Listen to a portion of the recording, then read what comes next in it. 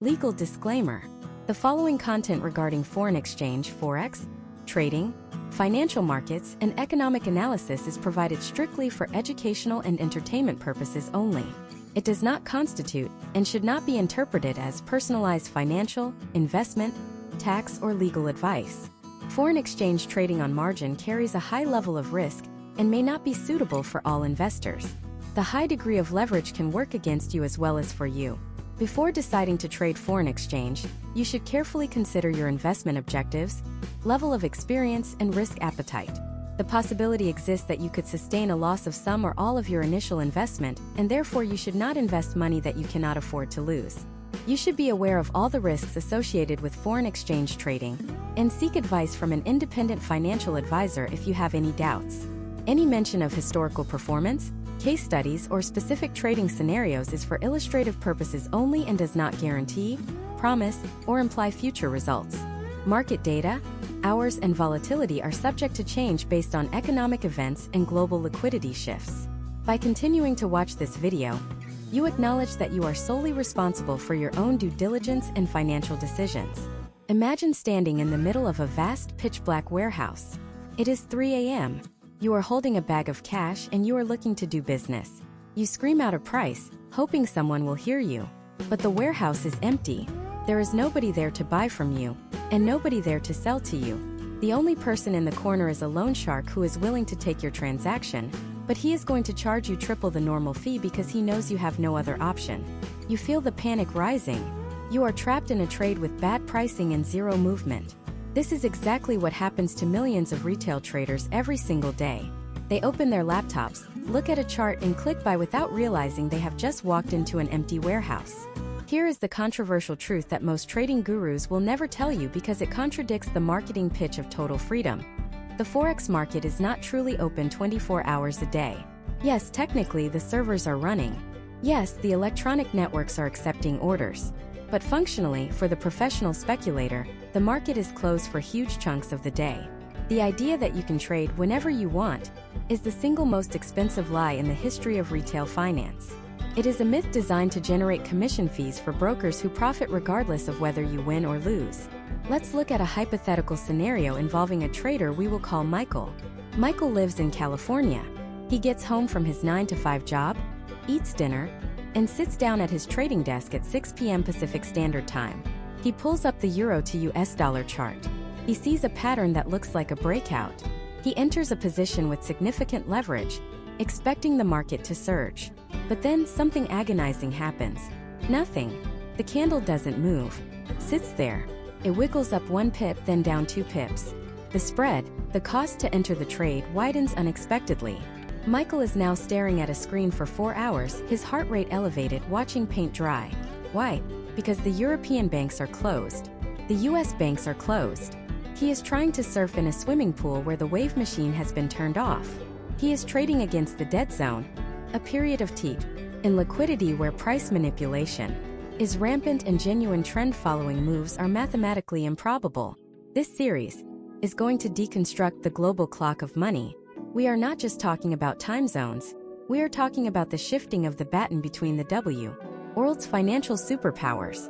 When you look at a chart, you are not seeing a random walk of numbers. You are seeing a digital representation of human behavior, institutional mandates, and geopolitical necessity. When London wakes up, they are reacting to what happened in Asia. When New York wakes up, they are reacting to London. It is a continuous high-stakes relay race. If you do not understand who is holding the baton, you are betting on a runner who has already left the track. The problem we are solving for you today is the problem of time-based edge. Most novice traders focus entirely on price-based edge. They look for support and resistance. They look for Fibonacci retracements. They look for moving average crossovers. They spend years refining their entry criteria based on price action. But they completely ignore the x-axis of the chart time. Price is only half the equation. A perfect technical setup that occurs at 5 p.m. New York time is not a setup at all. It is a trap.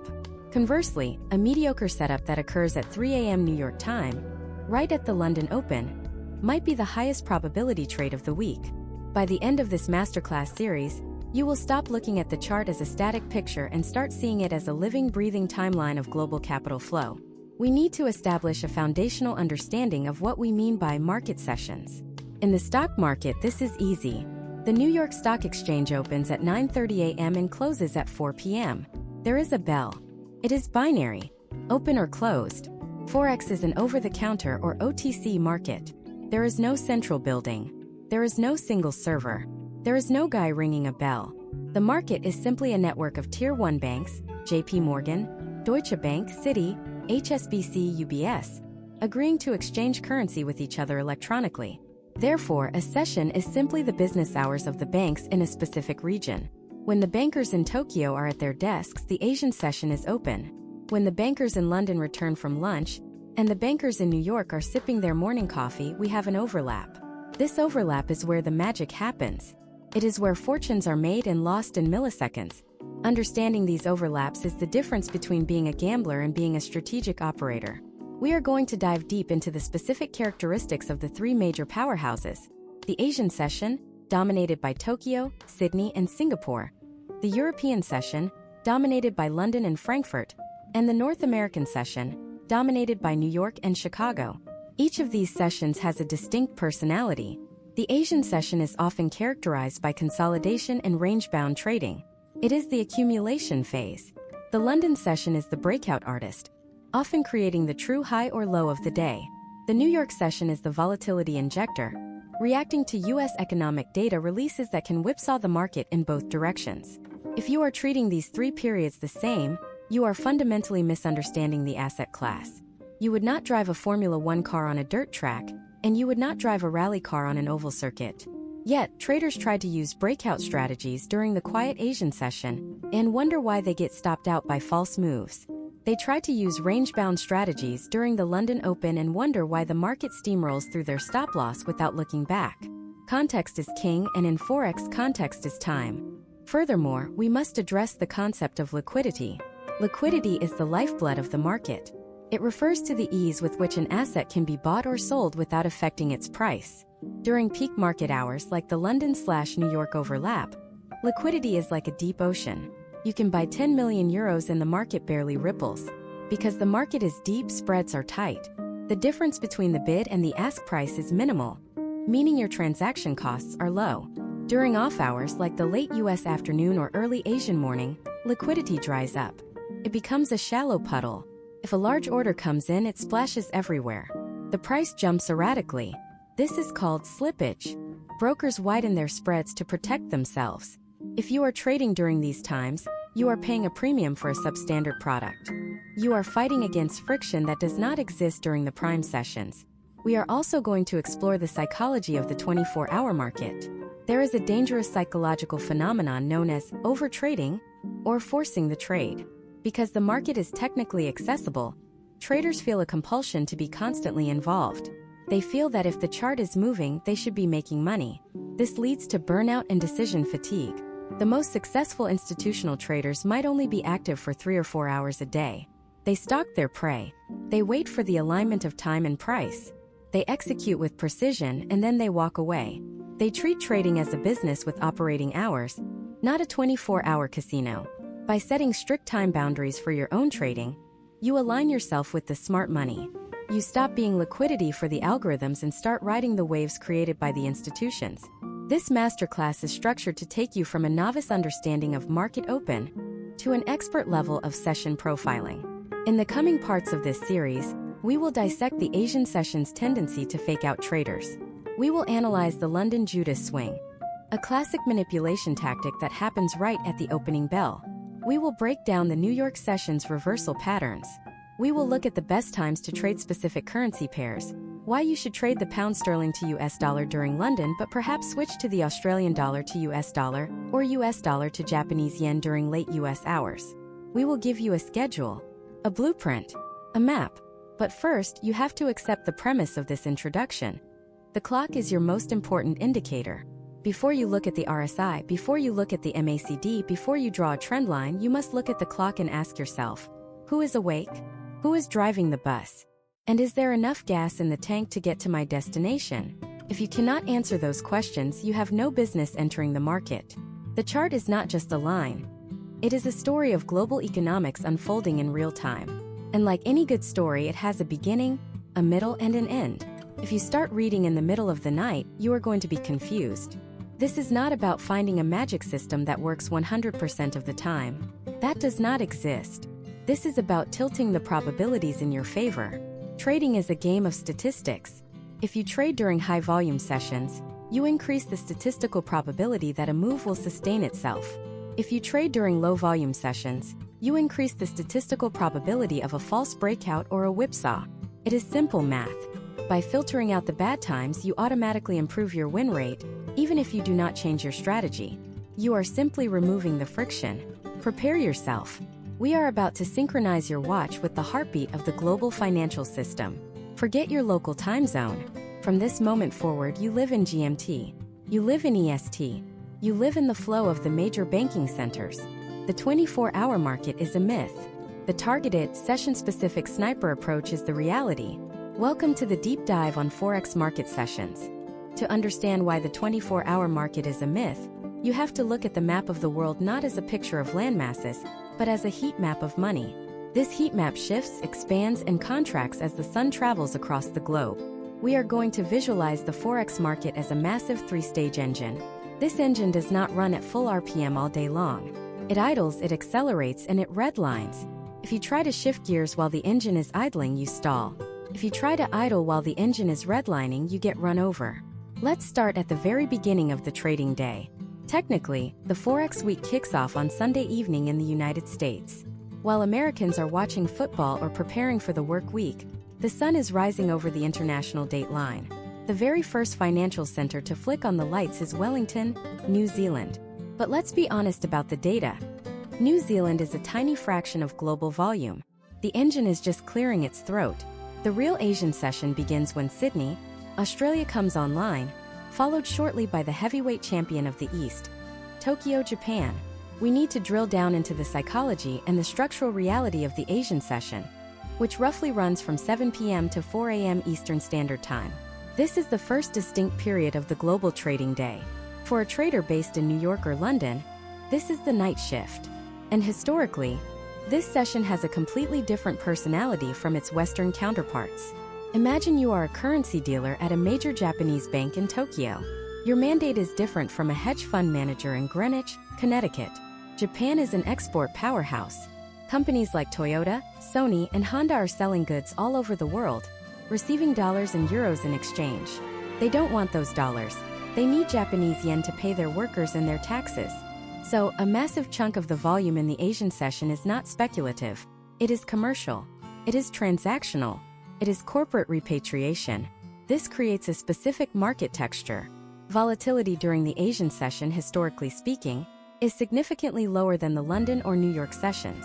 We often see what technical analysts call the Asian range. If you pull up a chart of the euro to US dollar or the pound sterling to US dollar during these hours, you will often see price confined within a tight box, maybe 20 or 30 pips wide. It bounces off the top, comes back to the middle, bounces off the bottom, and returns to the middle. Here is the trap that catches thousands of new traders. Let's look at a case study. Meet aggressive Andy. Andy lives in Chicago. He gets home from work, has some coffee, and decides to trade at 9 p.m. Central Time. He sees the euro to US dollar forming what looks like a bull flag. He thinks, this is it, the breakout is coming. He buys. But Andy forgets where he is. He is trading a European currency against an American currency, while both Europe and America are sound asleep. There is no catalyst. There is no news. There is no volume. What happens next is the slow death by 1,000 cuts. The market doesn't break out. It drifts. It ticks up 2 points, then down 3. The spread, the cost of doing business, might be wider because liquidity is thinner. Andy watches his trade fluctuate around break-even for 4 hours. He gets bored or nervous or frustrated. He closes the trade for a small loss just to go to sleep. Andy was trying to force a momentum strategy in a mean reversion environment. He brought a surfboard to a frozen lake and wondered why there were no waves. However, the Asian session is not dead money. It is just specific money. If you want to trade this session, you have to trade the currencies that live there. You need to focus on the Japanese yen JPY, the Australian dollar AUD, and the New Zealand dollar NZD. These are the currencies that have their central banks operating during these hours. Let's talk about a specific phenomenon that professional traders watch for: the Tokyo Fix. This occurs around 8:55 a.m. Tokyo time. This is a window where financial institutions set their reference rates for the day's commercial transactions. You often see a surge of volatility leading up to this time as banks scramble to balance their books for their corporate clients. If you are scalping the US dollar to Japanese yen, this 15-minute window is often the only time you will see a genuine directed move. Once the fix is done, the market often reverts right back to that slow grinding range. Another massive factor in this session is China. While the Chinese yuan is heavily controlled, the release of Chinese economic data, usually around 9 p.m. or 10 p.m. Eastern Standard Time, acts as a proxy for global risk sentiment. If China releases bad manufacturing data, you won't necessarily see the yuan crash, but you will see the Australian dollar tank. Why? Because China is Australia's biggest customer. If China isn't building bridges in ghost cities, they don't need Australia's iron ore and coal. So savvy traders in the US evening shift aren't watching the Aussie chart. They are watching the news feed from Beijing, waiting to short the Australian dollar to US dollar the second a bad number hits the wire. But let's go deeper into the liquidity void. We mentioned earlier that liquidity is the ease of transaction. In the Asian session, specifically for pairs like pound sterling to US dollar or euro to US dollar, the order book is thin. Imagine a bookshelf with only a few books on each shelf. If a large order does come through, maybe a hedge fund rebalancing a portfolio, it can skip price levels.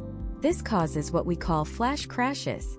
We have seen historical instances where the Japanese yen moves hundreds of pips in seconds during the witching hour between the New York close and the Tokyo open, simply because there were no buyers to absorb the selling pressure. This is a high-risk environment for holding trades. If you are asleep with a position open and a flash crash happens in low liquidity, your stop loss might not get filled where you want it. You could wake up owing your broker money. So, how do the professionals use the Asian session if they aren't trading it? They use it as a containment field. They draw a box around the high and the low of the Tokyo session. This is one of the most powerful, simple strategies in existence. It is called the Asian box breakout. They do not trade inside the box. They wait. They wait for the sun to move west. They wait for the baton to be passed. Because here is the secret. The Asian session often establishes the sentiment, or the correction, for the moves that happened the previous day in New York. If New York rallied hard, Asia might consolidate that move, drifting slightly lower, trapping late sellers.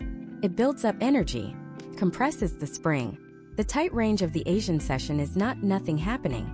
It is potential energy being stored. Think of the market like a rubber band. During the Asian session, the rubber band is being stretched or it is sitting slack.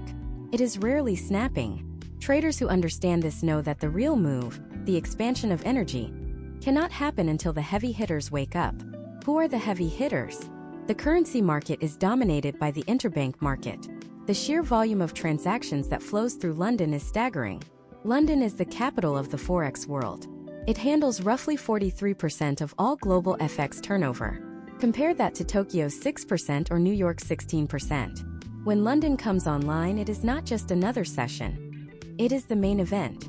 But there is a transition period, a dangerous twilight zone. As Tokyo winds down, enjoying its afternoon, the European centers begin to stir.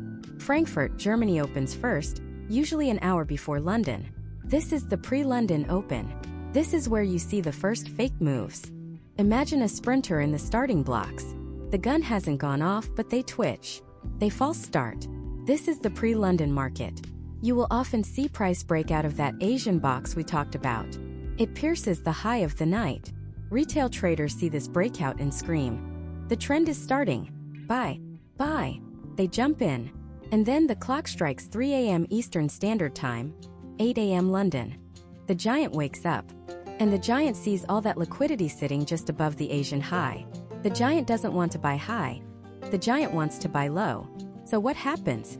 The market reverses. It slams down, taking out the stops of the early breakout traders, grabs the liquidity, and then launches the real move in the opposite direction. This is the Judas swing. It is a concept we will dissect with surgical precision in the next part. We are leaving the quiet, range-bound accumulation of Asia, and we are about to step onto the battlefield of the London session. You have survived the night shift, but now the sharks are entering the water. The volume is about to triple. The moves are about to get vertical. And if you are still holding on to that slow, meandering mindset from the Asian session, you are about to get eaten alive. Welcome to the Colosseum. If the Asian session is the training ground, the London session is the main arena where the lions are released. As the clock ticks past 3 a.m. Eastern Standard Time, the character of the global market undergoes a violent transformation.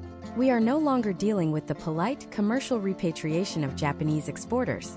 We are now dealing with the raw, speculative aggression of the world's largest hedge funds, central banks, and institutional dealers.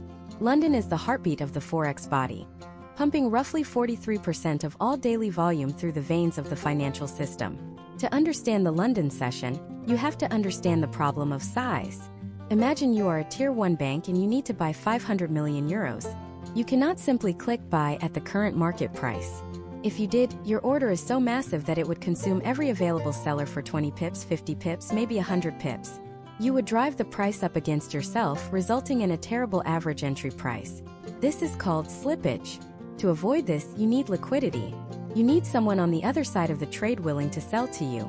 But where do you find sellers when you want to buy? You find them by tricking the market into thinking the price is going down.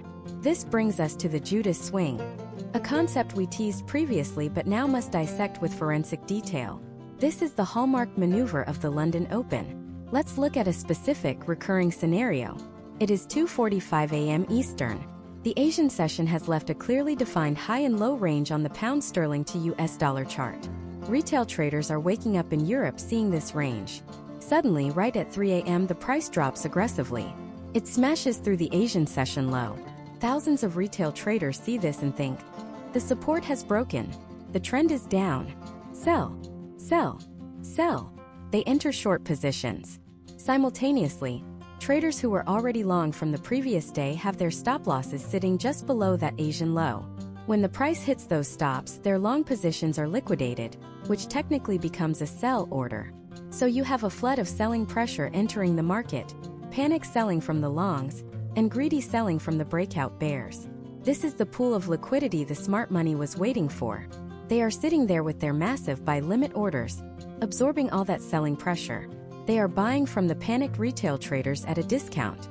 Once their orders are filled, the selling pressure evaporates because the trap is sprung. Then the price reverses. It doesn't just drift back up. It rockets. It tears back through the range, putting all those new short sellers underwater, forcing them to buy back their positions to cover their losses, which only fuels the rally further. This is the Judas swing, the fake move that betrays the retail trader before the true directional move of the day begins. Let's apply this to a hypothetical trader named Breakout Ben. Ben is smart, he knows technical analysis. He sees a clean support level at 1.2500 on the British pound.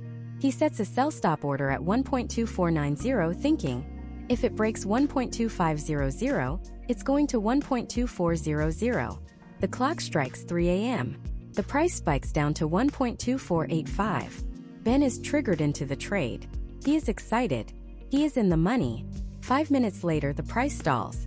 10 minutes later, a massive green candle engulfs the last hour of price action. Ben is now negative. He holds on, hoping it is just a retracement. But the London train has left the station. The price climbs to 1.2550, then 1.2600. Ben has just sold the absolute low of the day. This leads us to a critical statistical probability that you must write down. The high or the low of the daily candle is very often formed during the London session. If the market is bullish for the day, the London Open will often create the low of the day via a Judas swing down, before rallying for the rest of the session. If the market is bearish, London will often fake a rally to create the high of the day, trapping bulls before collapsing. Identifying this London high or London low is one of the most powerful edges you can cultivate. It allows you to understand the narrative of the daily candle. If you see that fake move happen at 3:15 a.m., and then a sharp rejection, you can reasonably hypothesize that the low of the day is locked in. This gives you the confidence to hold your position, knowing that the smart money has already done their business at that level and is unlikely to return there. We also need to talk about the specific currency pairs that thrive in this environment. While the Asian session is the home of the yen and the Aussie dollar, the London session is the playground of the majors. Euro to US dollar, pound sterling to US dollar to Swiss franc. But the king of the London session is undoubtedly the pound sterling to US dollar. affectionately known as cable. The British pound during London hours is not for the faint of heart. It is volatile, it is jagged, and it is prone to deep, complex corrections. The average daily range ADR, the number of pips a pair moves from high to low, expands dramatically during these hours. A pair that moved 20 pips during the Asian session might move 120 pips during the London session. This volatility is a double-edged sword. It offers the potential for significant gains because the price actually travels far enough to hit a distant take-profit target. However, it also means your risk management must be impeccable. A stop-loss that was safe during the Asian session is dangerously exposed during London. The market noise increases. The waves get bigger. Let's discuss the Frankfurt Open nuance. Technically, Frankfurt opens 1 hour before London, 2 a.m. Eastern Standard Time. Often, Frankfurt acts as a precursor or a feeler for London. Sometimes the move starts in Frankfurt and simply accelerates in London. Other times, Frankfurt creates the fake-out, and London provides the reversal. Watching the price action between 2 a.m. and 3 a.m. Eastern Standard Time can give you early clues. If Frankfurt pushes price up aggressively, be very suspicious of that move. Ask yourself, is this a genuine breakout, or are they baiting the bulls before the London boys arrive to short it? After the initial explosion of the open, usually lasting from 3 a.m. to about 5 a.m. Eastern Standard Time, the market often enters a secondary phase. The morning trend. This is where the true direction is established and the price flows steadily. This is the easiest time to trade. The manipulation is mostly done, the stops have been hunted, and the institutions are now distributing their orders in the direction of the trend. This lasts until about 7 a.m. Eastern Standard Time, noon in London. Then we hit the lunch lull. European bankers are human. They go to lunch. Volumes drop off. The price might consolidate or drift sideways. This is a dangerous time to initiate new trades because the momentum is fading. The market is taking a breath. It is waiting. Waiting for what? Waiting for the Americans. Because as the European traders are finishing their lunch and coming back to their desks for the afternoon, something massive is happening across the Atlantic. In skyscrapers in Manhattan, in Chicago, and in Connecticut, the U.S. financial machine is waking up. The coffee is brewing. The squawk boxes are turning on. The U.S. economic data, employment numbers, inflation reports, retail sales, is about to be released. This sets the stage for the most chaotic, liquid, and potentially profitable 4 hours of the entire global day. We are approaching the overlap. The moment where the two largest financial centers on Earth, London and New York, are open at the exact same time. It is a collision of two tidal waves. If you thought the London Open was intense, you have seen nothing yet. The overlap is where trends are either supercharged to the moon or violently reversed in a matter of seconds. We are about to witness the clash of the titans. The London-New York overlap is the financial equivalent of a Category 5 hurricane colliding with a tsunami. It is the single most liquid, most volatile, and heavily traded 4-hour window on the planet. From roughly 8 a.m. to 12 p.m. Eastern Standard Time, the world's two financial superpowers are open for business simultaneously. This is the golden window. If you are a day trader looking for momentum, this is where you live. This is where you hunt. Let's break down the mechanics of why this specific window is so explosive. It is a matter of sheer volume. During this time, you have the European banks, Deutsche Bank, Barclays, UBS, actively managing their positions before they close for the day.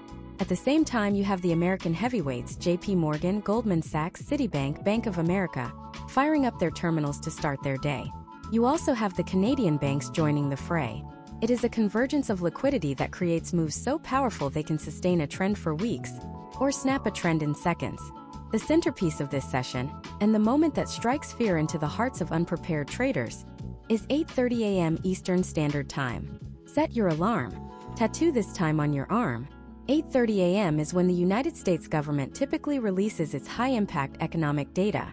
We are talking about the non-farm payrolls, NFP, the Consumer Price Index, CPI, the Producer Price Index, PPI, and retail sales data.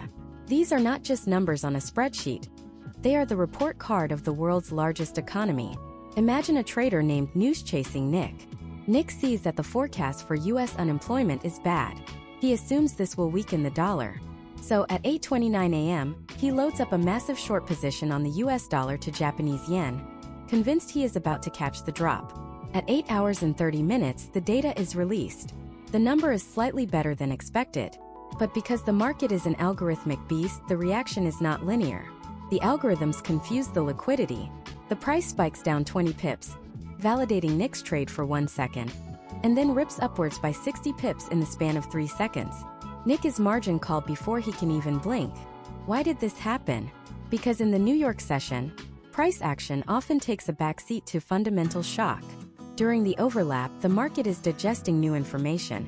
The algorithms used by high-frequency trading, HFT firms are scanning the news wires in microseconds, executing thousands of trades before a human can even read the headline.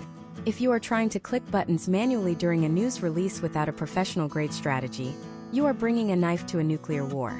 The overlap also introduces a critical structural concept, the midday reversal, or the London close. This usually happens between 10:30 a.m. and 11:30 a.m. Eastern. Think about the psychology of a London-based trader. They have been at their desk since 3 a.m. Eastern Standard Time. They are tired. They have made their money. Maybe they rode a nice trend down on the euro to US dollar all morning. Now it is 4 p.m. or 5 p.m. in London. They want to go home to their families. They want to go to the pub. To do that, they have to close their positions. If the London traders are all short the euro, how do they close their position? They have to buy the euro back. So you often see this fascinating phenomenon where a strong morning trend suddenly halts and retraces for no apparent fundamental reason. It isn't a reversal of sentiment. It is simply profit-taking. This is the London close maneuver. Let's look at a case study of a trend continuation failure.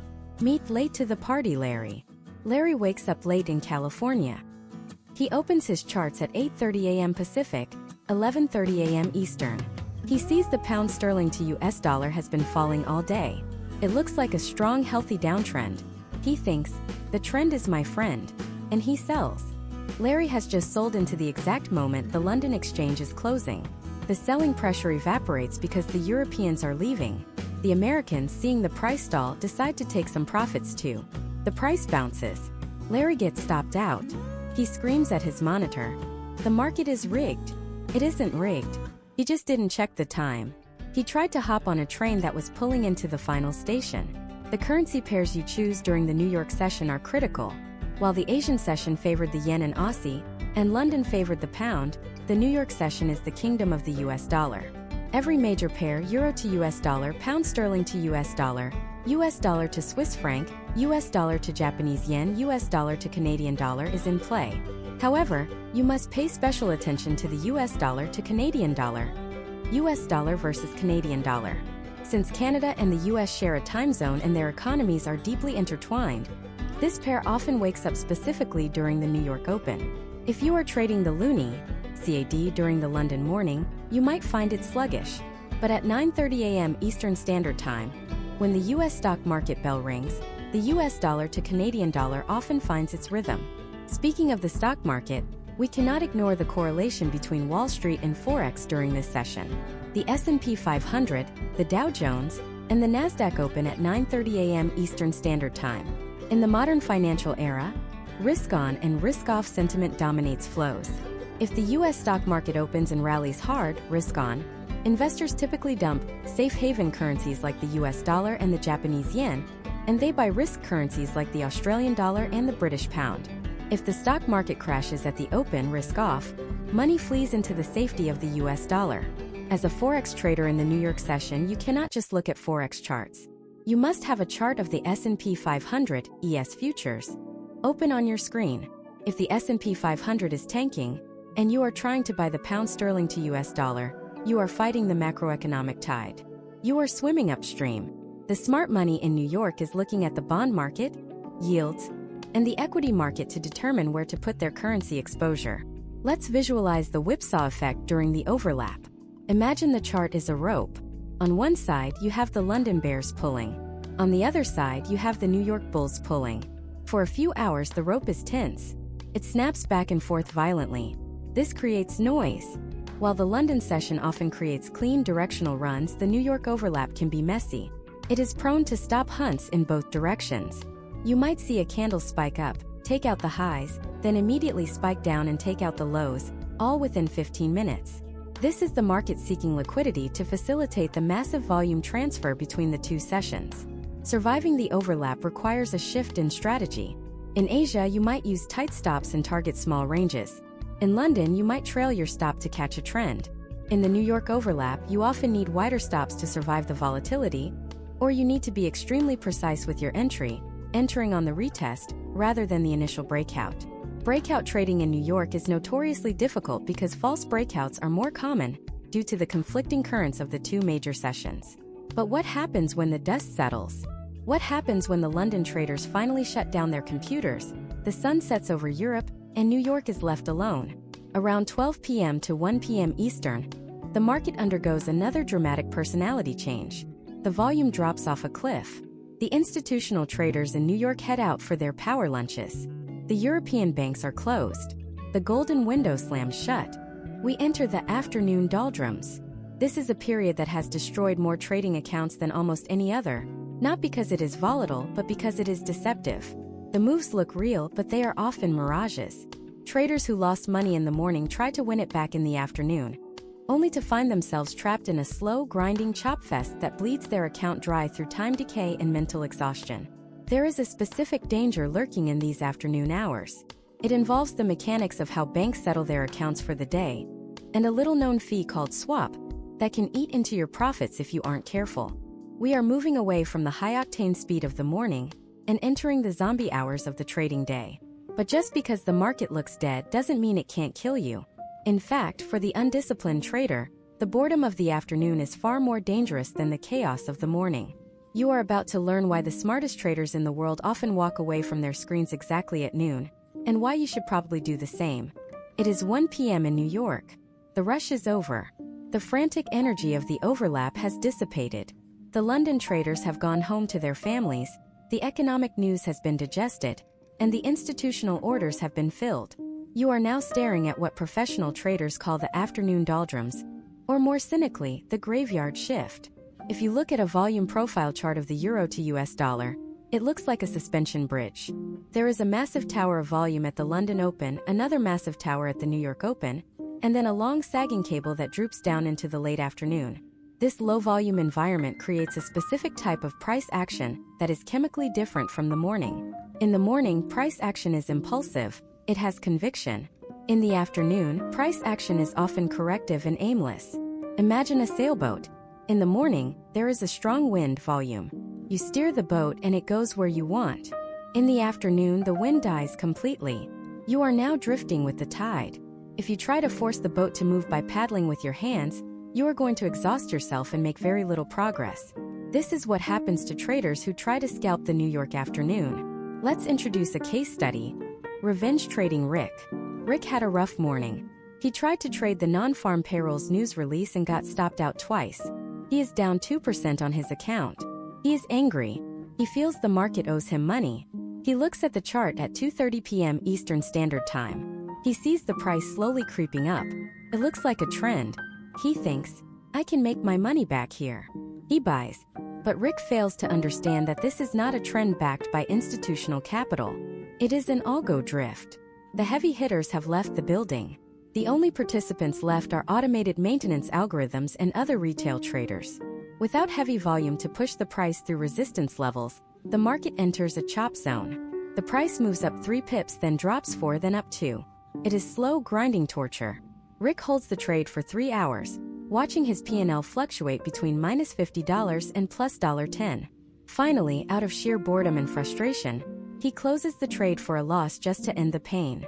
Rick was trying to extract blood from a stone. There is a saying on Wall Street: amateurs look for opportunities all day. Professionals look for opportunities in the morning and play golf in the afternoon. This isn't just about lifestyle. It is about risk-adjusted returns. The statistical probability of a clean, high-velocity move occurring between 2 p.m. and 5 p.m. Eastern Standard Time is drastically lower than earlier in the day. The signal-to-noise ratio is poor. You are taking the same amount of risk for a much smaller potential reward. However, the real danger of the late New York session isn't just the boredom. It is the closing bell. At 5 p.m. Eastern Standard Time, the Forex market technically closes for a brief window. We call this rollover. Even though Forex is a 24-hour market, the banking system operates on a daily cycle. At 5 p.m. New York time, The banks settle their accounts for the current date and reset for the next trade date. This creates a phenomenon that catches thousands of traders off guard every single day: the spread expansion.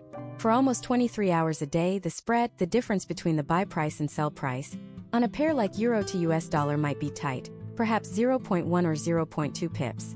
But at 4:59 p.m. Eastern Standard Time, as liquidity providers pull their orders to reset their systems, liquidity vanishes completely. For about 2 to 5 minutes, the spread explodes. That 0.2 pip spread might widen to 5, 10, or even 20 pips on more volatile pairs like GBP/NZD. Here is the nightmare scenario. You are holding a swing trade. You are short the pound sterling to US dollar. The price is currently 1.2500. Your stop loss is at 1.2510. You are safe, right? The price is 10 pips away from your stop. The clock strikes 5 p.m. The market price, the bid, doesn't move. It stays at 1.2500. But the ask price, the price you would pay to buy back your short position, suddenly jumps from 1.2500 to 1.2515 due to the spread widening. Even though the actual market structure didn't change, the widening spread triggers your stop loss. You are taken out of the trade at the worst possible price. 5 minutes later, the spread normalizes, and the price continues to drop in your direction. You were right about the direction, but you were killed by the mechanics of the session change. This 5 p.m. to 6 p.m. Eastern Standard Time window is the death zone. Do not open new trades here. If you have existing trades, you must ensure your stop loss is wide enough to survive the spread expansion, or you simply close the position before 5 p.m. to avoid the headache entirely. Rollover brings us to another critical concept: swap. When you hold a position past 5 p.m. Eastern Standard Time, you are technically holding it overnight. In the currency market, this involves borrowing one currency to buy another. Every currency has an interest rate set by its central bank. If you are buying a currency with a high interest rate like the US dollar in a high-rate environment, and selling a currency with a low interest rate like the Japanese yen, the bank pays you interest for holding that position. This is called a positive swap. However, if you are doing the opposite, selling the high-interest currency to buy the low-interest one, you pay the bank interest. This is negative swap. For a day trader, swap is a nuisance fee. It eats into your profits. But for a swing trader, it can be a significant cost or a nice bonus. You need to check your broker's swap rates. And you need to be aware of Triple Swap Wednesday. In the standard T+2, trade plus 2 days, settlement cycle of the Forex market, trades executed on Wednesday are settled on Saturday. But banks are closed Saturday. So the settlement is pushed to Monday. Therefore, on Wednesday at 5 p.m. Eastern Standard Time, brokers charge 3 days' worth of swap fees for Wednesday, Saturday, and Sunday, all at once. If you are a novice trader holding a large position with a negative swap on a Wednesday afternoon, you might see a massive chunk of your account equity disappear the moment the clock strikes 5 p.m. We have seen accounts blown out not by bad trading, but by ignoring the calendar and getting hit with a massive triple swap fee on a highly leveraged position. So, let's recap the anatomy of the day we have built so far. We started in the quiet consolidation of Asia, night. We ramped up into the breakout violence of London, morning. We survived the chaotic liquidity storm of the New York overlap, midday. We drifted through the algo-driven vacuum of the New York afternoon, and we navigated the technical minefield of the 5 p.m. rollover. The cycle then resets. Sydney opens at 5 p.m. Eastern Standard Time. Tokyo opens at 7 p.m. Eastern Standard Time. The process begins anew. But here is the catch. We have been talking about time as a horizontal line hour by hour, but the market also moves vertically through the calendar. Not all hours are created equal, and certainly not all days of the week are created equal. If you trade the same way on Monday as you do on Friday, you are ignoring the weekly flow of liquidity. There are days when the institutions are positioning themselves, days when they are executing, and days when they are liquidating. There is a specific flow of the week. Monday morning in Asia is often a trap. Friday afternoon in New York is often a casino. And somewhere in the middle lies the sweet spot, the specific 48-hour window where 70% of the weekly range is usually generated. If you are grinding away on Mondays wondering why the market is choppy, or holding trades into the weekend risking a gap open, you are fighting the calendar. We are about to shift gears from the micro view of the daily clock to the macro view of the weekly rhythm. You need to know which days to press the accelerator and which days to keep your foot on the brake. Because if you treat every day as a green light, you are eventually going to get T-boned at an intersection. Let's look at the weekly profile. Just as the sun rises in the east and sets in the west, the financial week has a sunrise and a sunset. It has a rhythm. Most retail traders treat the market like a vending machine. They think they can walk up to it at any time, put a coin in and get a candy bar. But the market is not a vending machine. It is a biological ecosystem. It wakes up, it hunts, it eats, and it sleeps. If you try to hunt while the predator is sleeping, you starve. If you try to sleep while the predator is hunting, you become the prey. We are going to dissect the weekly profile. This is the macro overlay that sits on top of the daily sessions we just mastered. If you understand the London session but you don't understand where you are in the week, you are zoomed in too close. You are looking at a single tree and missing the forest fire approaching from the north. Let's start with Monday. In the professional world, Monday is often referred to as the liar. Monday is the assessment phase. The banks have just returned from the weekend. They are analyzing the geopolitical events that happened while the markets were closed. Maybe there was an election in Europe. Maybe there was a natural disaster in Asia. Monday is about price discovery, but not in the way you think. It is about gauging sentiment. Historically, Monday often lacks the high-impact economic news drivers that we see later in the week. Because of this, Monday price action is frequently corrective or consolidatory. It tends to move against the intended direction of the week. This is critical. The move you see on Monday is statistically less likely to be the true trend of the week. Imagine a trader named Momentum Mary. Mary sees the euro to US dollar rallying hard on Monday morning. She thinks, "Wow, what a strong start to the week. I'm buying." She enters long. But what she is actually buying is the Monday fake. The institutions are pushing price up to test liquidity, to induce early buyers, and to build a short position at a better price. By Tuesday, that rally collapses, and the real downtrend begins. Mary is trapped because she treated Monday like a trend day, when it was actually an accumulation day. This brings us to Tuesday. If Monday is the liar, Tuesday is the trapper. There is a powerful statistical tendency you need to know. The high or the low of the weekly candle is most often formed on Tuesday. Specifically, during the London session on Tuesday, visualize a weekly Japanese candlestick. It has a body, the open and close, and it has wicks, the high and low. That top wick? That is usually Tuesday. The market spends Monday and early Tuesday rallying to create a false high. This traps the bulls. Then, invariably, a catalyst hits, maybe a central bank speaker or a piece of European data, and the market reverses aggressively. If you are a swing trader, Tuesday is your strike zone. You are looking for that Tuesday reversal. You are watching for the market to take out Monday's high, grab the liquidity, and then reject. That rejection is your signal that the weekly high is likely locked in. And you can now look for shorts for the remainder of the week. Now we move to Wednesday. This is the engine room. By Wednesday, the fakeouts are usually done. The true direction has been established. If the weekly trend is bullish, Wednesday is typically a strong expansion day where the price moves aggressively higher. This is where the volume peaks. We also have the triple swap factor we discussed earlier. Institutions are positioning themselves for the midweek hold. If you missed the entry on Tuesday, Wednesday offers the continuation trade. This is where you look for a retracement during the London morning to get on board the moving train. The volatility is high, the moves are clean, and the range expansion is at its maximum. Wednesday is rarely a day for range-bound strategies. It is a day for trend following. Then comes Thursday. Thursday is often the climax. Thursday can be tricky. Often, it is a continuation of Wednesday's momentum. If the trend is super strong, Thursday will push it even further. However, if the weekly range has already been met, meaning, if the pair has already moved its average 150 or 200 pips for the week, Thursday can be the beginning of the reversal. Imagine the market has been dropping like a stone since Tuesday. By Thursday afternoon, the sellers are exhausted. The short sellers are sitting on massive profits. What do? They start buying to cover their positions. This causes the price to stall or bounce. If you are entering a fresh short position on a Thursday afternoon after a 3-day drop, you are chasing the trade. You are selling at the bottom of the well. The risk-to-reward ratio is terrible.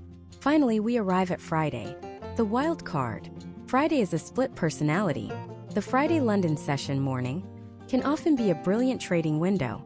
It can provide one last push in the direction of the weekly trend, or a sharp reversal if the weekly target has been hit. But Friday afternoon, specifically after 12 p.m. New York time, that is the danger zone. Why? Because nobody wants to hold risk over the weekend. Hedge fund managers want to go to the Hamptons. Bank dealers want to close their books. This leads to profit-taking. Let's say the euro to US dollar has been bullish all week. It has gone up 300 pips. On Friday afternoon, all those institutions who bought on Tuesday are now selling to cash out. This causes the price to drop. A novice trader looking at the chart sees this drop and thinks, "Oh look, a reversal signal. The trend is changing." No, the trend isn't changing. The participants are just leaving. It is artificial movement caused by liquidation, not by new sentiment. If you enter a short trade based on this Friday afternoon drop, you are likely to get squeezed on Sunday night when the market opens back up in the original direction. Furthermore, holding trades over the weekend is a massive gamble. We live in a volatile geopolitical world. A war can start, a government can collapse, or a central bank can make an emergency announcement on a Saturday or Sunday. If that happens when the market opens on Sunday afternoon EST, the price will gap.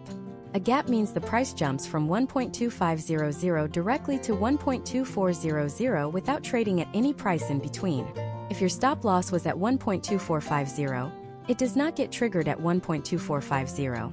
It gets triggered at the next available price, which is 1.2400. You lose 50 pips more than you planned. You can lose more money than is in your account.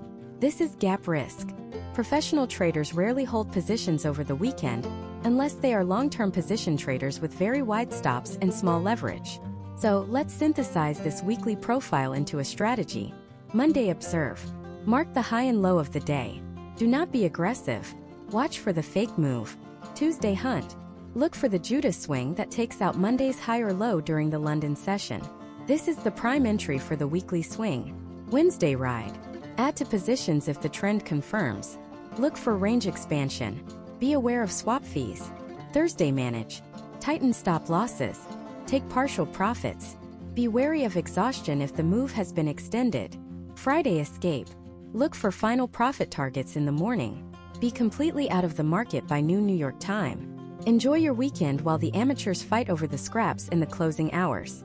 By aligning your trading with this weekly flow, you are swimming with the current. You are no longer reacting to random candles. You are anticipating the structural narrative of the market makers. But we have only looked at the clock and the calendar. We haven't looked at the season. Just as the day has a cycle and the week has a cycle, the year itself has a heartbeat. There are months where money flows like a river, and months where it freezes like ice. There are times of the year when smart money goes on vacation, leaving the algorithms to wreak havoc on your account. If you are trying to trade a breakout strategy in the middle of August, or expecting a massive trend in late December, you are fighting a battle you cannot win. You are about to learn about the seasonal macro cycles. We are going to reveal why the adage sell in May and go away exists, why the Santa rally is a real statistical phenomenon, and how to protect your capital during the dreaded summer doldrums. The calendar is about to get a lot bigger. We are zooming out to the 30,000-foot view. We have mastered the daily clock. We have decoded the weekly rhythm. And now we must confront the beast that eats unaware traders alive. The annual seasonal cycle. If you think the market behaves the same way in August as it does in October, you are making a fundamental error that no amount of technical analysis can fix. You are trying to grow crops in the middle of winter. The Forex market, despite being a digital network, is run by human beings. And human beings follow a calendar. They have holidays, they have tax seasons, they have performance reviews, and they have vacations. These human behaviors create massive tides of liquidity that flow in and out of the market over the course of 12 months. Understanding this macro seasonality is how you protect your capital from the months where the market is designed to grind you down, and how you maximize your aggression during the months where the market is designed to pay you. Let's start at the starting line. Quarter 1, January, February, March. January is the reset. The big institutional players, pension funds, hedge funds, insurance companies, have fresh yearly budgets. They are rebalancing their portfolios. This creates a unique environment known as the January effect. Often, the trends that define the previous year are tested or reversed. The first 2 weeks of January can be notoriously choppy as the market tries to find its footing. It is a period of price discovery on a massive scale. However, by February and March, the theme of the year usually begins to emerge. If the narrative is high inflation, you will see the trend establish itself firmly in Q1. This is a time for trend-following strategies. The liquidity is fresh, the players are eager, and the moves are often sustained. Then we move into quarter 2, April, May, June. You have likely heard the famous Wall Street adage, sell in May and go away. In the stock market, this refers to the historical underperformance of equities during the summer months. In Forex, it manifests differently, but the principle remains. Liquidity begins to thin out. Why? Because the European institutional machine starts to wind down. As we approach June, we see a shift from directional trading to range trading. The explosive breakouts of Q1 often turn into false breakouts in Q2. The market enters a distribution phase. This leads us into the single most dangerous period for the retail trader. The summer doldrums, July and August. July and August are the graveyard of profits. In Europe, specifically in major financial hubs like London, Frankfurt, and Paris, taking the entire month of August off is not just a luxury. It is a cultural norm. Senior traders, risk managers, and bank executives leave their desks. They go to the French Riviera, the Hamptons, or the Mediterranean. So, who is left manning the terminals? The junior traders, the interns, the algorithms. This creates a liquidity vacuum. You might think, less volume means less movement, right? Safe for me. Wrong. Low liquidity means the order book is thin. It takes much less money to move the market significantly. A single rogue order can cause a massive spike, triggering stop losses, only for the price to immediately revert because there is no genuine follow-through. Let's look at a case study. Meet Summer Sam. Sam made a killing in March and April trading breakouts on the pound sterling to Japanese yen. He has a strategy that works. He is confident. August rolls around and he sees the exact same setup. He goes heavy. The price breaks out, moves 10 pips, and then violently reverses 50 pips. Sam gets stopped out. He thinks it was a fluke. He tries again the next day. Same result. By the end of August, Sam has given back 40% of his yearly profits. Why? Because Sam didn't know that the smart money wasn't there to support the breakout. He was trading against the noise. The summer doldrums are characterized by choppy, sideways, unpredictable price action. The best trade you can make in August is often to reduce your position size by half, or simply take a vacation yourself. You preserve your mental capital and your financial capital for when the real game resumes. And resume it does with a vengeance in quarter 3 and 4, September, October, November. Mark your calendar for the first Tuesday after Labor Day in the United States. This is the unofficial back-to-school day for the financial markets. The senior traders return from the Hamptons. The London desks are fully staffed. They have 4 months left in the year to hit their performance bonuses. They need to make money and they need to make it fast. This creates the autumn sprint. Volatility explodes. Liquidity deepens. Trends that were dormant in the summer suddenly wake up and sprint. September and October are historically 2 of the most volatile months in the Forex calendar. If you are a volatility trader, this is your harvest season. The moves are real. The breakouts have institutional backing. You can press the accelerator. Finally, we arrive at December. The specific mechanics of December are critical to your survival. The first 2 weeks of December can still be active, but as we approach the 15th, a liquidity freeze sets in. Hedge funds begin window dressing. This means they close losing positions and bolster winning ones to make their end-of-year reports look good for investors. Then we hit the holiday blackout. From roughly December 20th to January 5th, the major banks are effectively closed. The only participants left are retail traders and desperate gamblers. Spreads widen massively. A standard spread on euro to US dollar might jump from 1 pip to 5 pips randomly. There is a myth of the Santa rally. The idea that markets always go up in December. While this can be true for stocks due to optimism and tax harvesting for Forex, it is simply a period of erratic, thin risk. Trading during Christmas week is akin to picking up pennies in front of a steamroller. The potential reward is negligible, but the risk of a flash crash, due to zero liquidity, is astronomical. Let's summarize the seasonal roadmap. Janmar, trend establishment. Good for swing trading. April-June transition. Be careful of false breakouts. July-August, the danger zone. Reduce size. Expect chop. September and OV, the power zone. High volatility. Aggressive trends. Deck the shutdown. Protect profits. Stop trading by mid-month. By overlaying this annual map onto your weekly and daily maps, you now have a three-dimensional understanding of time. You know that a Tuesday London Open in October is a grade A setup, while a Friday afternoon in August is a grade F setup, even if the technical pattern looks identical. But even with this perfect map, there are landmines. There are days that exist outside the normal rhythm. Days where the banks are technically open but the doors are locked. Days where a single headline can shatter the entire schedule we have just built. We need to talk about bank holidays. Not just Christmas but the specific national holidays that kill liquidity in specific pairs. What happens to the US dollar to Japanese yen when Tokyo is on Golden Week holiday? What happens to the Australian dollar to US dollar on Anzac Day? And more terrifyingly, what happens during a flash crash? An event that happens in milliseconds, defies all logic, and can bankrupt a trader who isn't prepared for the anomaly? The schedule is your friend until it breaks. In the next section, we are going to look at the exceptions to the rule. We are going to examine the chaos of bank holidays and the unpredictable violence of black swan events. You have learned how to sail in fair weather and seasonal storms. Now you must learn what to do when the ocean disappears. We are now sailing into the Bermuda Triangle of the financial calendar. These are the days that do not look dangerous on the surface. The sun might be shining, the charts might look technical, but underneath the water, the liquidity providers have vanished. We are talking about bank holidays and the catastrophic phenomenon of the flash crash. Most novice traders check the economic calendar for high-impact news. They look for the red folders, the interest rate decisions, the GDP reports, the employment numbers, but they completely ignore the gray folders. The bank holidays.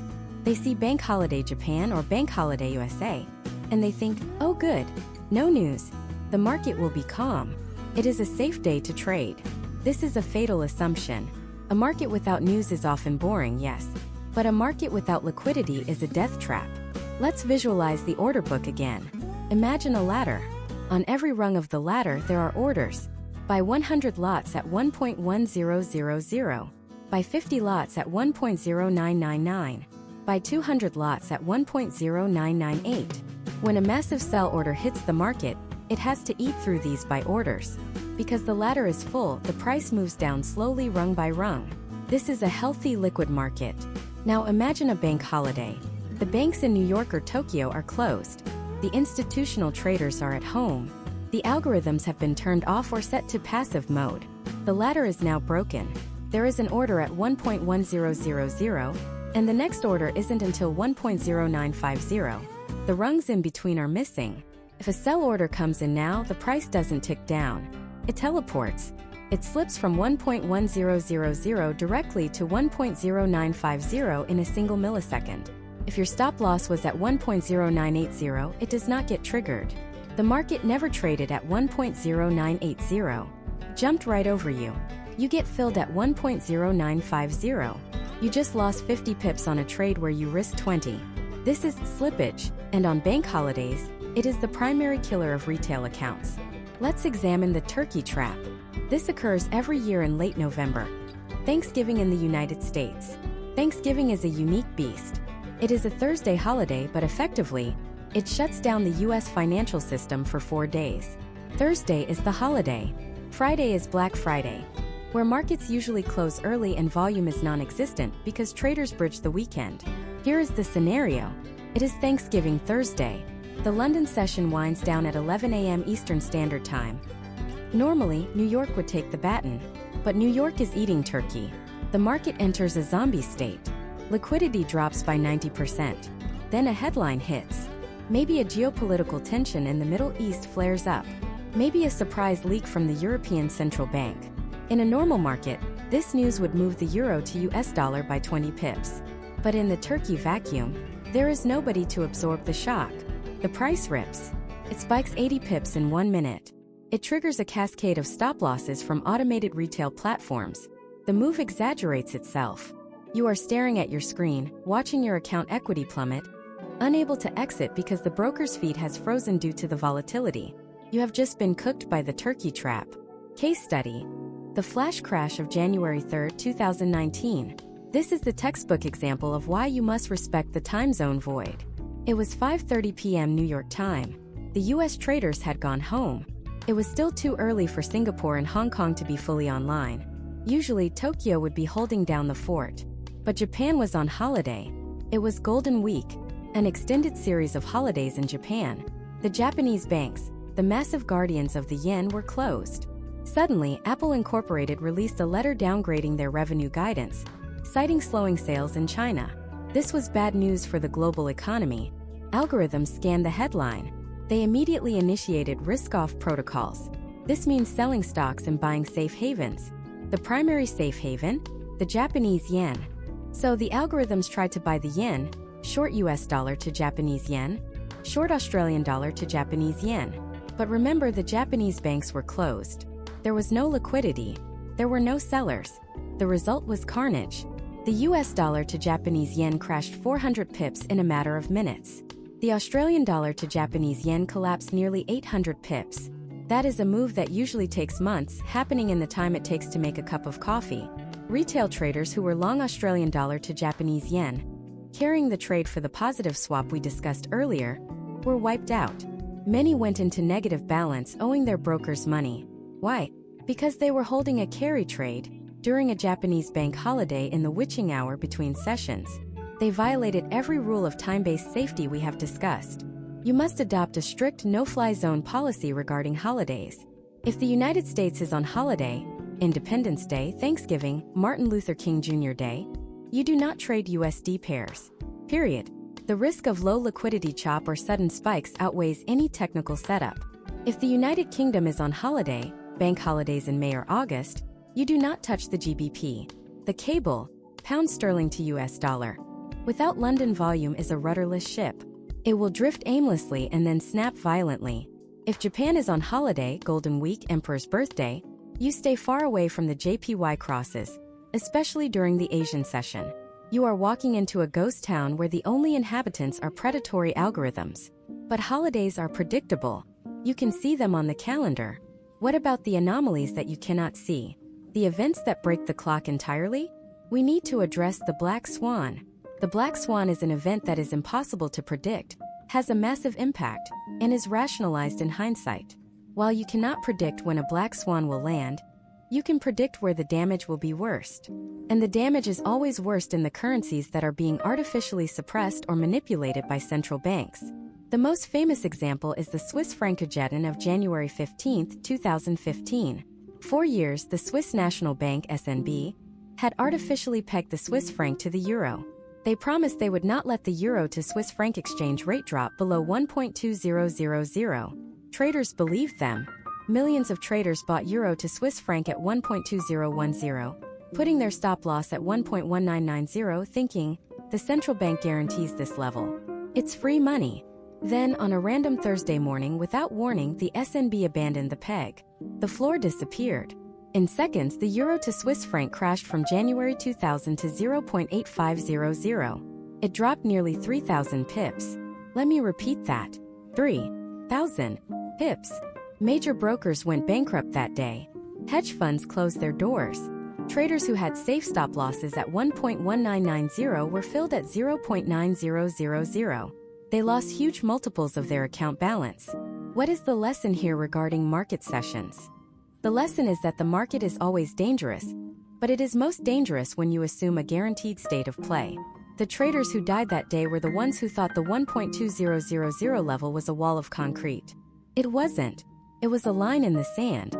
To survive in this game, you must treat the calendar like a minefield map. Weekly scan. Every Sunday, look at the week ahead. Identify every single bank holiday for the USD, Euro, GBP, JPY, AUD, CAD, and CHF. Mark your charts. Put a vertical red line on your chart for those days.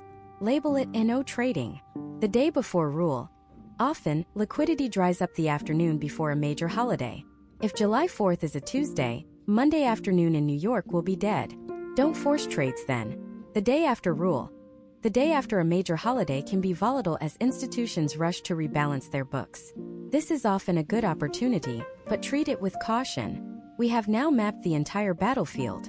You know the daily sessions. You know the overlaps. You know the weekly profile. You know the seasonal flows. And you know the holiday dead zones. You know when to fight and when to retreat. But knowing when is only half the battle. You can be in the right place at the right time, but if you don't know what you are looking for, you will still lose. You need a weapon. You need a specific repeatable pattern that appears during these specific kill zones we have identified. You are not just a timekeeper anymore. You are a hunter waiting for a specific prey. In the next part, we are going to unveil the specific session setups. We are going to teach you the exact price patterns to look for when the London bell rings, and the exact trap to avoid when New York comes online. We are moving from theory to execution. The clock is ticking. Are you ready to pull the trigger? You have the map. You know where the landmines are buried. You know when the heavy artillery fires. Now we are going to hand you the rifle. We are moving from the macro theory of time to the micro precision of execution. This is where the rubber meets the road. This is where we stop talking about why the market moves and start talking about how to position yourself to capture that move. We are going to construct a kill zone strategy. This is not a magic button. It is a procedural checklist that professional traders use to filter out noise and identify high probability engagements. We will focus on 3 specific time-dependent setups: the London raid, the New York reversal, and the London close fade. First, you must prepare your canvas. Before you even think about clicking a button, you need to define the battlefield. Every single day at 2 a.m. Eastern Standard Time, 1 hour before the London Open, you must draw the Asian range. This is non-negotiable. You look at the price action from 7 p.m. Eastern Standard Time to 2 a.m. Eastern Standard Time. You draw a horizontal line at the highest price reached during that time, and a horizontal line at the lowest price. This box is your accumulation phase. The market has been coiling. The energy has been building. The retail traders are placing their stop losses just above that top line and just below that bottom line. Now we wait for setup number 1, the London raid or the Judas swing. This setup capitalizes on the liquidity trap we discussed earlier. Here is the exact sequence of events you are looking for. It is 3 a.m. to 4 a.m. Eastern Standard Time. Suddenly, a candle spikes aggressively out of the Asian range. Let's say it breaks to the upside. The novice trader, let's call him Breakout Bob, sees this green candle piercing the resistance. He enters a buy order immediately, thinking the trend has started. But you are not Bob. You are a sniper. You do nothing. You sit on your hands. You wait for the reaction. You are watching for the price to stall. You want to see that green candle turn into a pin bar, a long wick sticking out the top, showing rejection. Or you want to see the very next candle be a massive red engulfing candle that slams the price back inside the Asian range. This is your trigger. The breakout was fake. The stops have been hunted. The liquidity has been grabbed. The banks have sold into the buying pressure. You enter a short position the moment the price closes back inside the Asian box. Your stop loss goes just above the swing high of the fake out wick. Your target? The opposite side of the Asian range. Why does this work? Because the smart money has just trapped the bulls. They are now underwater. As the price drops, they will panic and close their positions, fueling the sell-off. You are riding the wave of their pain. This is one of the most statistically reliable setups in the Forex market, but it only works if you wait for the time window London Open and the structural confirmation fake break. Now let's fast forward to setup number 2. The New York continuation, the 9:30 a.m. injection. The London session has established a trend. Let's assume the London raid worked, and the price has been dropping all morning. It is now 8 a.m. Eastern Standard Time. The market is pausing. It is waiting for the US news. At 8:30 a.m. the news hits. Chaos. The price whipsaws. Do not touch it. We invoke the 15-minute rule. Let the dust settle. Let the amateurs get slaughtered on the news spike. We are waiting for 9:30 a.m. Eastern Standard Time, the U.S. equity open. We watch the correlation with the S&P 500 or the Dow Jones. If the sentiment in the stock market aligns with the trend established in London, we look for a pullback entry. Imagine the pound sterling to US dollar has been falling. At 9:30 a.m., the stock market opens and drops. Risk off. This strengthens the US dollar. You want to sell the pound sterling to US dollar, but you don't sell at the bottom. You wait for a small rally, a dead cat bounce. That tests a key level or a Fibonacci retracement. You are looking to enter in line with the London direction, using the New York volume to push the trade to the final target. This brings us to the concept of AMD: accumulation, manipulation, distribution, Shutterstock, explore. This is the holy grail of daily structure. Accumulation, the Asian range, consolidation. Manipulation, the London raid, the fake move that creates the high or low of the day. Distribution. The New York session. The expansion move where the profit is made. If you can identify these three phases in real time, you stop guessing. You look at the chart at 10 a.m. and ask, have we had the manipulation yet? If the answer is yes and we are now trending, you look for distribution entries. If the answer is no, and the market is still chopping, you stay out because the day is broken. Finally, we have setup number 3, the London close fade. This is for the contrarians. It is 11 a.m. Eastern Standard Time. The euro to US dollar has rallied 100 pips today. It has hit its average daily range, ADR. The ADR is a metric that tells you how much a pair typically moves in a day. If the euro to US dollar averages 80 pips a day, and it has moved 120 pips, it is statistically overextended.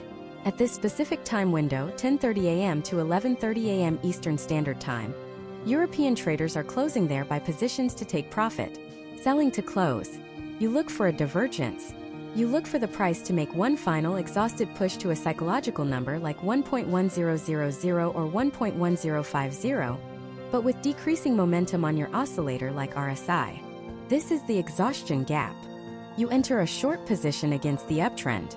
You are not trying to catch a massive crash. You are trying to catch the retracement. You are scalping 20 or 30 pips as the market snaps back like a rubber band before it goes to sleep for the afternoon. This trade requires nerves of steel because you are stepping in front of a moving train, but you are doing it exactly when the train is running out of fuel. Let's look at a case study. Impulsive Ian versus systematic Sarah. It is Tuesday. The Asian range on the Australian dollar to US dollar is tight. Ian wakes up at 7 a.m. Eastern Standard Time. He sees the price dropping. He thinks, I'm missing the move. He sells at the bottom of the candle. Sarah wakes up at the same time. She looks at the chart. She sees that the price broke the Asian low during the London Open, but then aggressively reversed back up. She recognizes the London raid on the downside. She knows that Ian is selling into a trap. Sarah marks the order block, the candle that started the reversal. She waits. She doesn't chase the price. At 8:30 a.m., US GDP data comes out mixed. The price spikes down, testing the level Sarah marked. Ian is terrified. His position is momentarily in profit, then underwater. He holds. Sarah sees the price hit her level at exactly 8:45 a.m. She sees the rejection. She buys. By 10 a.m., the New York volume kicks in. The distribution phase begins. The price rallies 60 pips, aiming for the Asian high. Sarah takes profit at the Asian high. Ian is stopped out for a full loss. Same chart, same day, different understanding of time and narrative. The difference between Ian and Sarah wasn't intelligence. It wasn't that Sarah had a better computer or a faster internet connection. It was that Sarah had a playbook. She knew that time determines price. She knew that the low of the day was likely formed during the London manipulation phase, and she used New York to capitalize on it. However, there is a hidden variable we haven't discussed.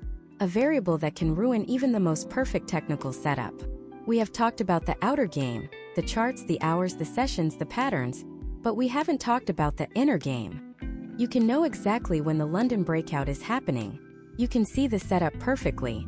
But if you are physically exhausted because you tried to trade the Asian session all night, if you are mentally shattered because you revenge traded the news, if your biological rhythm is out of sync with the market's rhythm, you will fail to pull the trigger.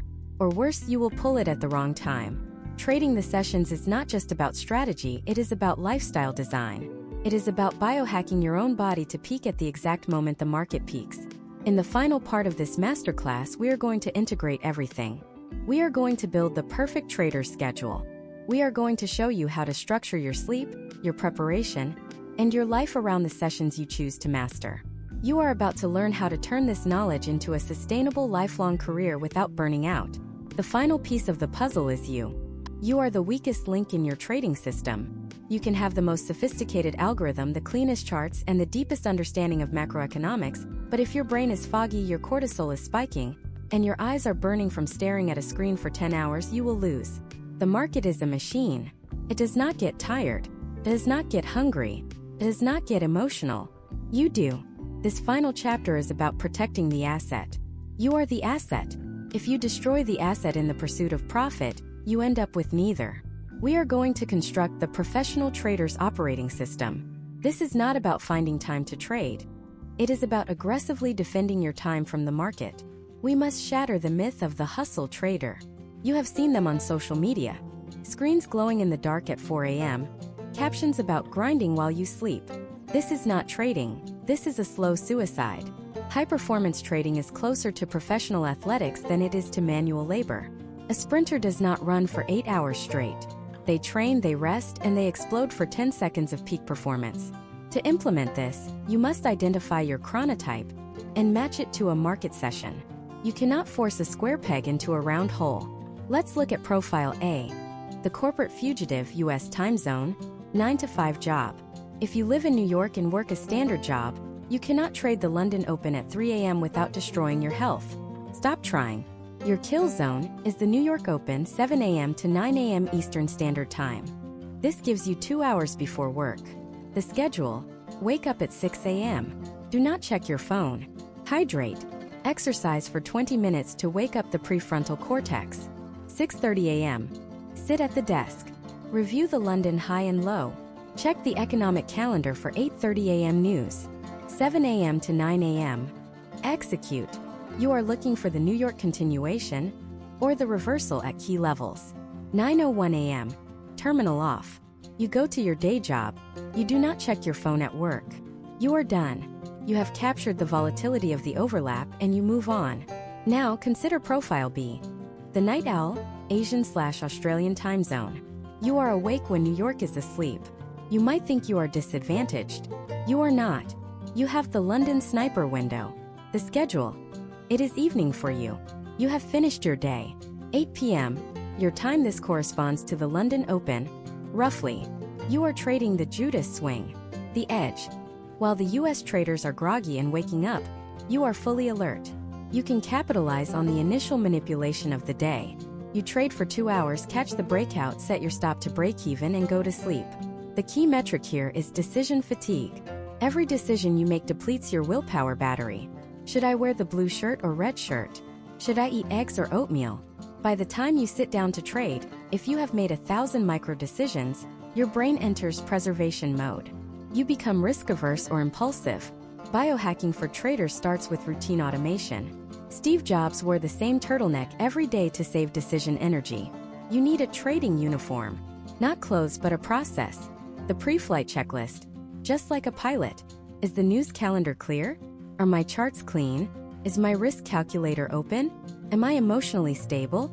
If the answer to the last one is no because you fought with your spouse or didn't sleep, you abort the flight. You do not trade. The golden hour of focus. You must turn off all notifications. No Twitter, no Discord, no text messages. The human brain cannot multitask. If you are reading a text while the candle is closing, you will miss the microtel that signals the reversal. You need flow state.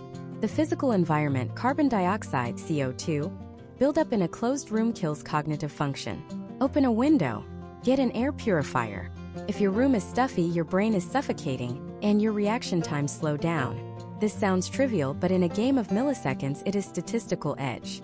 Now we must address the most difficult skill of all, the art of walking away. There is a concept called forced efficiency. If you give yourself 8 hours to clean your house, it will take 8 hours. If you give yourself 1 hour, it will take 1 hour. If you give yourself 24 hours to find a trade, you will find a bad trade. You will force a setup because you feel like you wasted time if you don't click a button. You must set a hard stop on your session. I trade from 8 a.m. to 11 a.m. At 11:01 a.m., I am legally prohibited from touching the mouse. This constraint forces you to be hyper-selective. You know you only have 3 hours.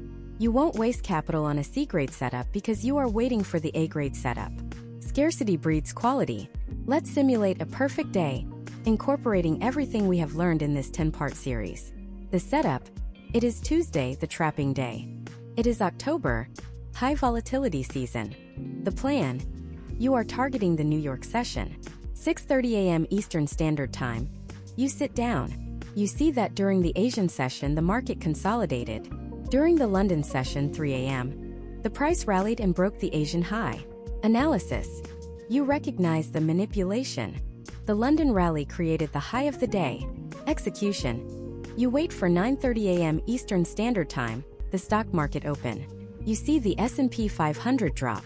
You see the euro to US dollar rally into a resistance level and reject. The trade you sell. You place your stop loss above the London high. You target the Asian low. The outcome? The price drops. It hits your target at 10:45 a.m. You make 3% on your account. The discipline? It is now 11 a.m. The market is still moving. You see another potential setup. You do not take it. You close your laptop. You go to the gym. You have won. If you had stayed, you would have given back 1% in the afternoon chop. You would have paid extra spread fees. You would have stressed yourself out. By walking away, you locked in the win and preserved your mental capital for Wednesday. This is the cycle of longevity. Most traders burn out in 18 months. They blow up their accounts not because they lack knowledge but because they lack brakes. They drive the car at 200 miles per hour until the engine explodes. You are learning to drive the car, win the race, and park it in the garage so it is ready for the next race. We have covered an immense amount of ground. We started by realizing the 24-hour market is a lie. We dissected the personalities of Tokyo, London, and New York. We learned how the overlap creates chaos and opportunity. We mapped the weekly profile, identifying the Monday fakes and the Tuesday reversals. We zoomed out to the seasonal flows, understanding when to push in autumn and when to retreat in summer. We identified the danger zones of bank holidays and the flash crash risks. We built a tactical playbook with the London raid and the exhaustion fade. And finally, we built the cage that keeps the beast and you under control. You now possess a perspective that puts you in the top 1% of market participants. You are no longer looking at lines on a chart. You are looking at a schedule of global capital flow. You are reading the rhythm of the world's money. But remember this final warning. Knowledge without execution is just entertainment. You can watch this masterclass 10 times, but until you sit down, draw the Asian range, set your alarm for the London Open, and feel the fear of clicking the button, you are not a trader. You are a spectator. The market is waiting. The session is about to open. The liquidity is building. The trap is being set. But this time you are not the prey. You are the hunter. You know exactly what time it is. This concludes our deep dive into market sessions. But understanding when to trade is only the first pillar. The next logical step is understanding who is pulling the strings. We have hinted at the smart money, the central banks, and the algorithms. But how do you actually track their footprints on the chart? How do you see their orders before they are filled? We are preparing a new, advanced series that goes beyond time and into the realm of institutional order flow and market structure. We are going to peel back the curtain on the why. But for now, master the clock. Master your schedule. Master yourself. Start your due diligence. Good luck.